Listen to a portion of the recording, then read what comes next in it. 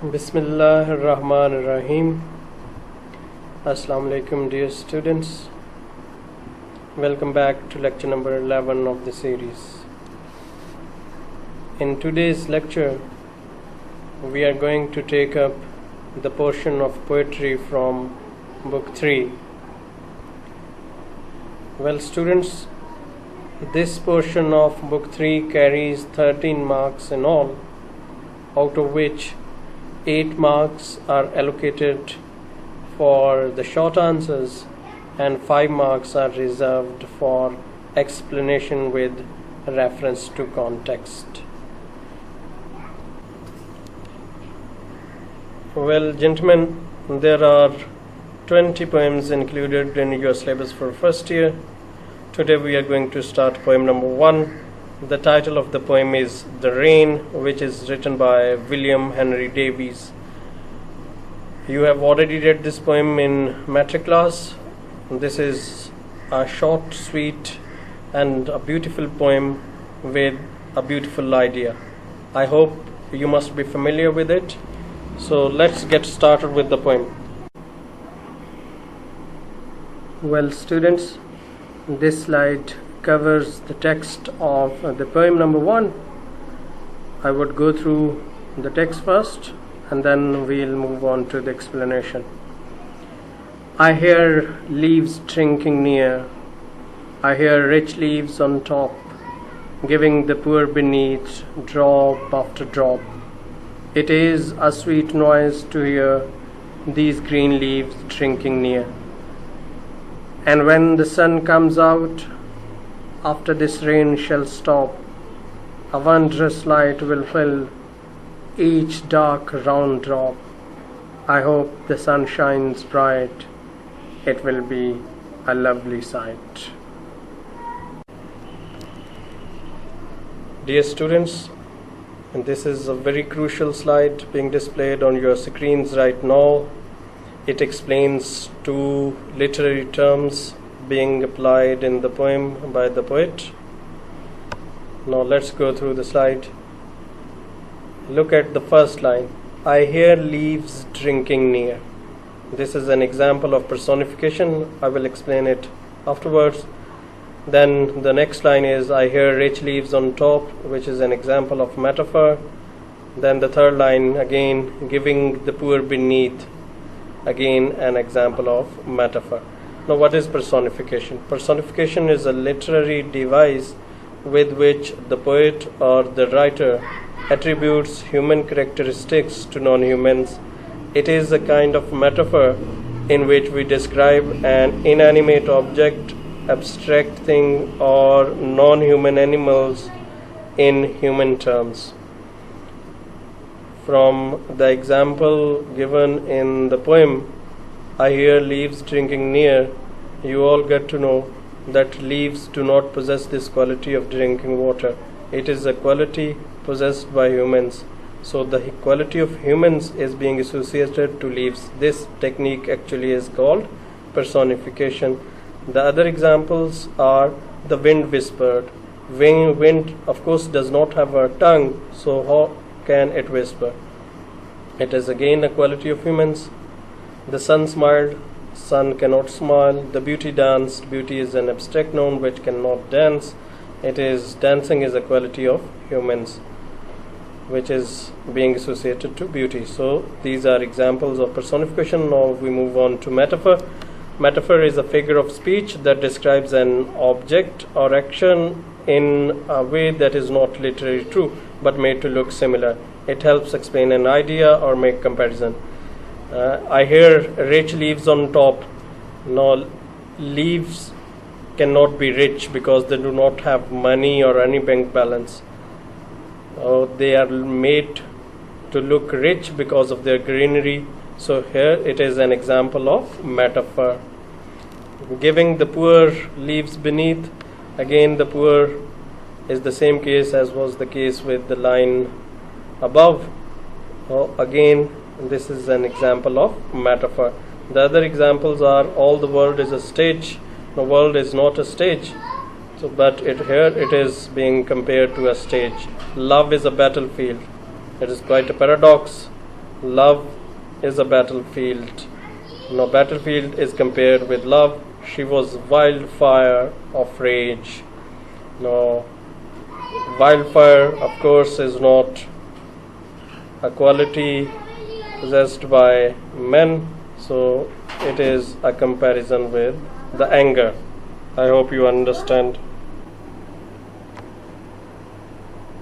Well, dear students, this slide contains the theme of the poem The Rain. But first of all, let me tell you that you are not supposed to write the theme of any of the poem in your syllabus. But to understand the poem, it is essential to understand the theme or the main idea of the poem.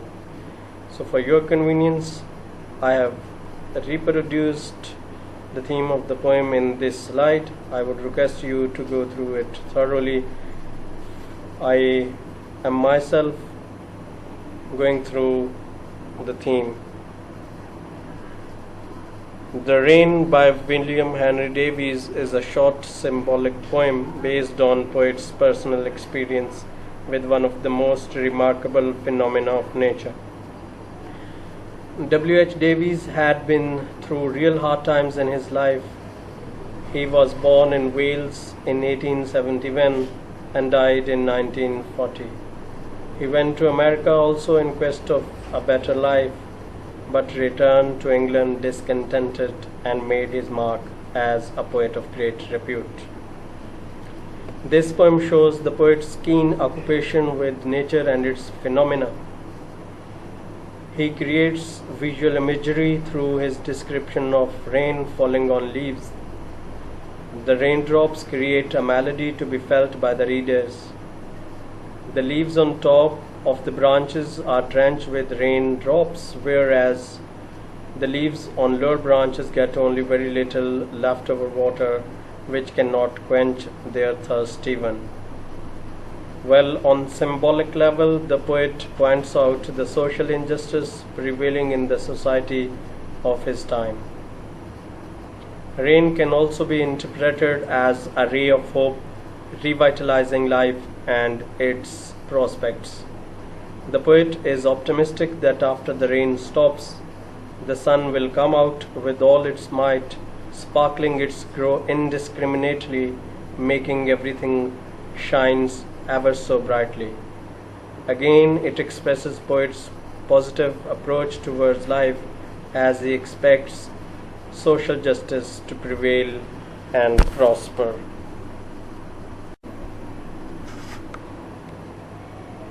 Dear students, this is the most pertinent slide of the lecture. Here in the slide, I have given you the stanza-wise explanation of the poem. You will be required to explain the given lines with reference to context. Now, what is reference? आप reference को उर्दू में हवाला मतन कहते हैं, जिसमें आप शायर का नाम और नज़म का नाम लिखते हैं या सबक का नाम और मुसन्नफ़ का नाम लिखते हैं. रेफरेंस में इसके अलावा कोई तीसरी चीज़ नहीं लिखी जा सकती. I read out the reference. These lines have been taken from the poem The Rain, written by William Henry Davies.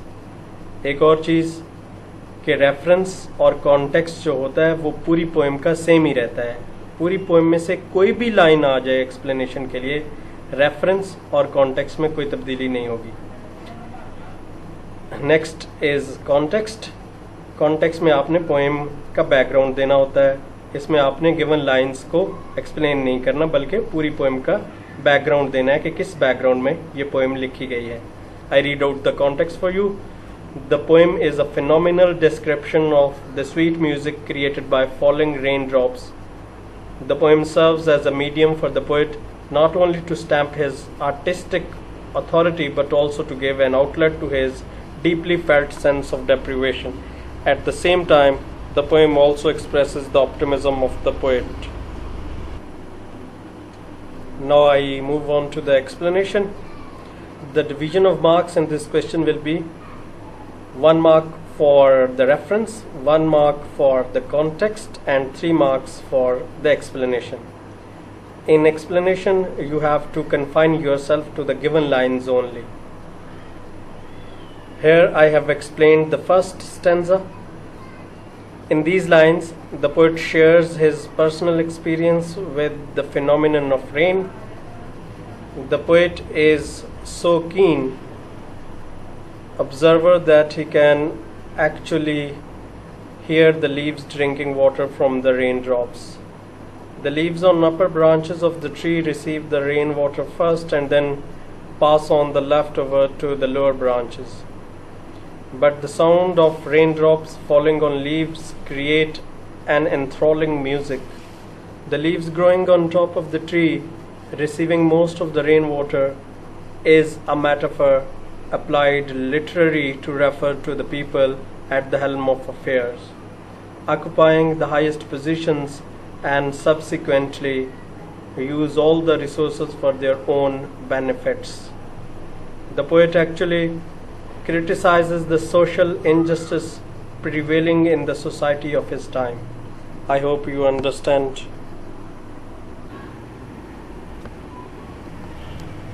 Well, gentlemen, in this slide I have given you the explanation of stanza number 2. Before I explain stanza number 2, let me tell you once more that reference and context are going to remain the same for the entire poem. No matter which line comes for explanation, you are going to have the same reference and context. Now I move on to the explanation of stanza number 2. In these lines, the poet paints a beautiful picture of the scene after the rain stops and the sun shines brightly. The glorious glitter produced by the mighty sun fills every heart and every object with pleasure. The poet believes that hard times will not persist forever. The sun dawns after every dark night. W.H. Davies seems to be in complete resonance with P.B. Shelley, who said, "If the winter comes, can the spring be far behind?" When the sun shines brightly, it will add to the mesmerizing beauty of the scene. So, students, finally we move on to the last slide of today's lecture. Let me tell you that this has been a very exhaustive lesson. Here in the slide I have given you some of the possible questions that can be asked from the poem itself, as there are no questions given at the end of exercise. Well, the first question is, what does the poet mean by rich leaves? I have explained this question already. Anyhow, the leaves growing on top of the branches are called rich leaves because they receive the rainwater first and consume it to their fill. Hence they are called rich leaves. Question number 2, what does the poet mean by poor leaves? The leaves growing beneath are called poor leaves because they get only the leftover water by the upper leaves, which is not sufficient for their requirement. Number 3 is very important one. Define personification and give example from the poem. Well, personification is a literary device with which a poet or a writer attributes human characteristics to non-humans. For example, rich leaves drinking water. You all know that leaves can't be rich because they don't have any bank balance or money. It is a quality possessed by the humans. So the quality of humans is being associated to leaves. So this is an example of personification. Well, now we will move on to the last question of the slide. What will be the scene like after the rain stops? The answer is the sun will come out after the rain stops and it will brighten everything up, filling every heart with happiness. It will be a wonderful sight to look at. That's all, gentlemen. With that, I am signing off. Thank you. God bless you.